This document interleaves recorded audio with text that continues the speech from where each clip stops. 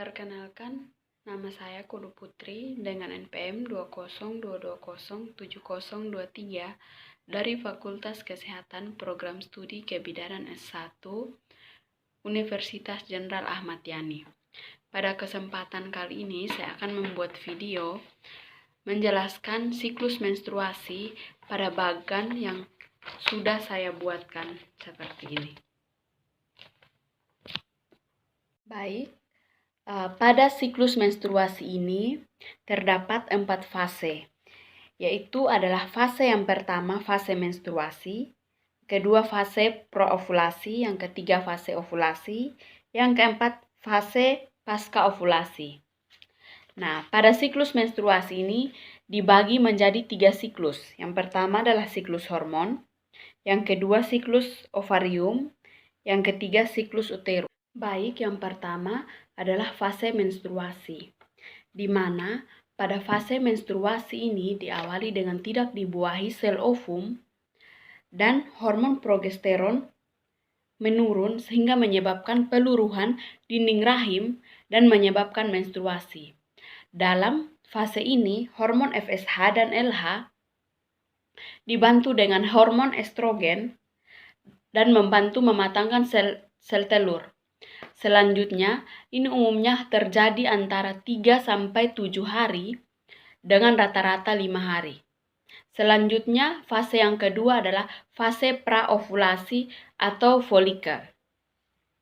Selanjutnya adalah pada fase praovulasi ini, fase kedua ini, ketika ovum sudah matang, hormon FSH dan LH mengalami sedikit penurunan, sedangkan estrogen mengalami kenaikan. Seiring dengan kenaikannya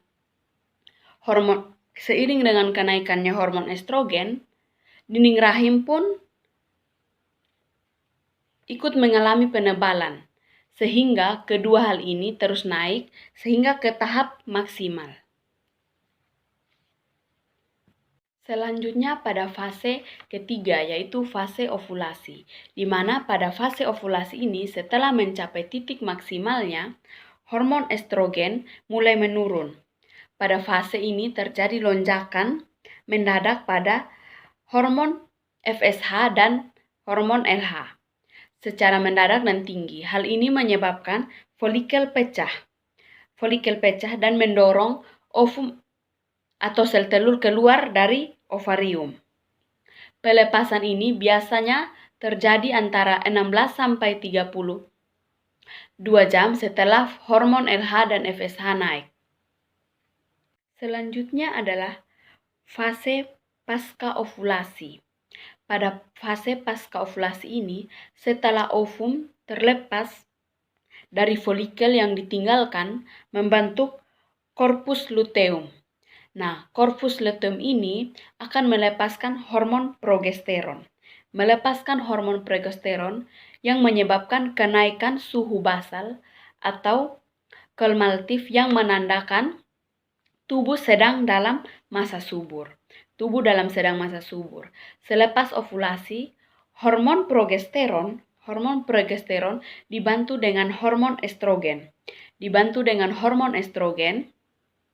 Memiliki tugas untuk menahan dinding rahim atau endometrium. Namun lama-kelamaan corpus luteum hancur dan tidak lagi memproduksi hormon progesteron. Nah, hal ini menyebabkan endometrium atau dinding rahim mulai luruh dan terjadilah menstruasi selanjutnya. Sekian dan terima kasih.